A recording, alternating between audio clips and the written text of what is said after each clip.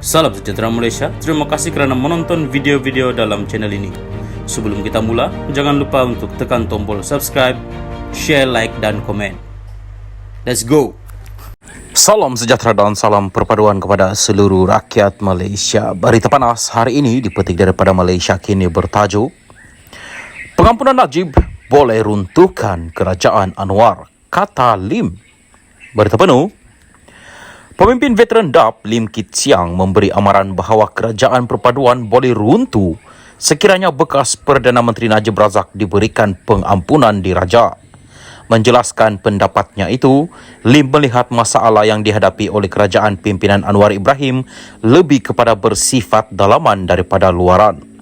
Saya fikir menjadi satu kesilapan untuk percaya bahawa UMNO hanya boleh kembali ke zaman kegemilangannya jika Najib diampunkan. Sebaliknya, saya percaya pengampunan Najib sekarang tidak akan menguntungkan UMNO sama sekali, sebaliknya hanya akan menguntungkan PAS dan Bersatu selain menyebabkan keruntuhan kerajaan perpaduan, kata Lim pada satu kenyataan hari ini. Minggu lalu, Majlis Kerja Tertinggi UMNO sebulat suara memutuskan untuk memohon pengampunan daripada Yang di-Pertuan Agong untuk Najib yang kini sedang menjalani hukuman penjara 12 tahun atas rasuah berhubung kes SRC internasional. UMNO juga akan menghantar memorandum yang ditandatangani oleh semua 191 pemimpin bahagian parti itu kepada Sri Paduka Baginda.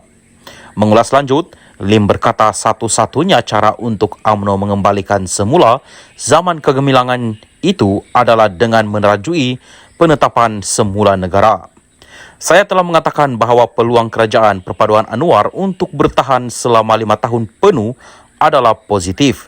Tetapi ia tidak boleh merosakkan diri sendiri dengan melaksanakan dasar yang bertentangan dengan nilai teras dan prinsip asas untuk membina negara bangsa Malaysia sebagai sebuah negara majmuk yang disokong oleh 4 Presiden UMNO yang terawal seperti usaha untuk memerangi rasuah dan mengembalikan badan kehakiman yang bebas, katanya lagi. Menteri di Jabatan Perdana Menteri, Undang-Undang dan Pembaharuan Institusi, Azlina Othman Said baru-baru ini juga berkata, proses pengampunan untuk Najib kini tidak lagi melibatkan prosedur undang-undang, sebaliknya terserah kepada budi bicara Yang di-Pertuan Agong sepenuhnya. Sebelum ini, Ahli Parlimen Pasir Gudang Hassan Abdul Karim mendakwa bahawa kerajaan akan berdepan masalah besar jika Najib diberi pengampunan diraja. Sekian berita, salam Malaysia Madani. Salam sejahtera dan salam perpaduan. Berita seterusnya bertajuk kata MP Anwar, jangan kata saya tak ingatkan. Berita penuh, imej baik kerajaan pimpinan Anwar Ibrahim setakat ini tercalar dan tercemar dengan isu pengampunan Najib Razak dan penangguhan kes Zahid Hamidi di Mahkamah Tinggi Kuala Lumpur. Najib Razak kini memohon dibebaskan dari hukuman penjara 12 tahun dan denda RM210 juta melalui pengampunan kepada Yang di-Pertuan Agong. Permohonan pengampunan telah difailkan pada bulan Ogos tahun lalu. Sementara itu, Zahid Hamidi memohon 47 pertuduhan kes rasuah, salah guna kuasa dan pelepasan wang haram digugurkan oleh Peguam Negara. Representasi telah difailkan kepada Jabatan Peguam Negara oleh Peguam Zahid Hamidi. Dari prosiding permohonan penangguhan di Mahkamah Tinggi Kuala Lumpur hari ini jelas menunjukkan pihak pendakwaan berjalan seiring dan senada dengan Suruhanjaya Pencegahan Rasuah SPRM memberi alasan tiada bantahan terhadap permohonan penangguhan kes Zahid Hamidi yang dikemukakan oleh Peguam Timbalan Perdana Menteri itu yang juga Presiden UMNO. Kesudahannya pada hari ini, perbicaraan ke atas Zahid Hamidi yang telah ditetapkan dari bulan April hingga Julai nanti telah dilapangkan atau dalam bahasa biasa bermaksud ditangguh ke tarikh yang baru. Alasan utama penangguhan itu ialah untuk menunggu keputusan Peguam Negara sama ada 47 pertuduhan ke atas Zahid Hamidi itu wajar digugurkan ataupun tidak. Perkembangan apa yang berlaku di Mahkamah Tinggi Kuala Lumpur hari ini amat menyeramkan dan membimbangkan. Nampaknya peranan Peguam Negara berada di kedua-dua gelanggang. Pertama, Peguam negara mengambil posisi dalam pengampunan Najib Razak di bawah perkara 42/5 Perlembagaan Persekutuan bahawa lembaga pengampunan yang dipengurusikan oleh Yang di-Pertuan Agong hendaklah dianggotai sama oleh peguam negara. Seterusnya, melalui perkara 42/9 menyatakan bahawa lembaga pengampunan hendaklah menimbangkan apa-apa pendapat bertulis yang mungkin telah dikemukakan oleh peguam negara.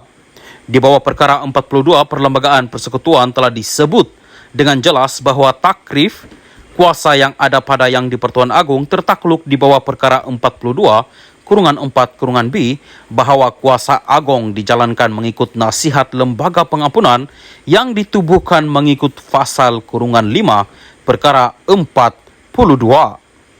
Kedudukan perundangan ini amat jelas berbeza dengan kuasa budi bicara peguam negara yang bukan raja dan bukan agong di Mahkamah Sivil.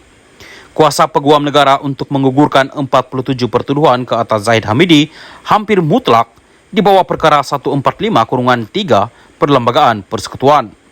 Ini berbahaya dan cukup merisaukan dan membimbangkan kepada sesiapa yang mencintai keadilan, ketulusan dan kebenaran.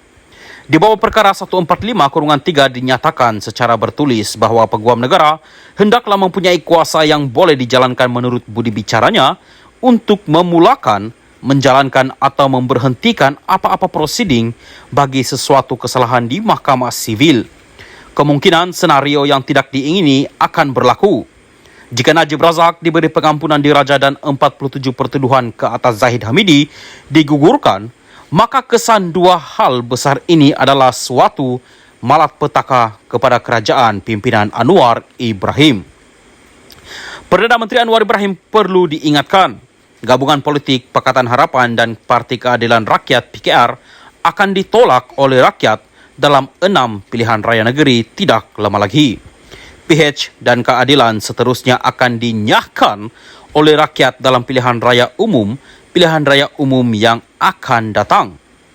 Kesudahannya, PH dan keadilan akan rebah dan tersungkur bersama-sama Barisan Nasional dan UMNO jika Najib Razak dan Zahid Hamidi bebas dan lepas dengan begitu mudah sekali.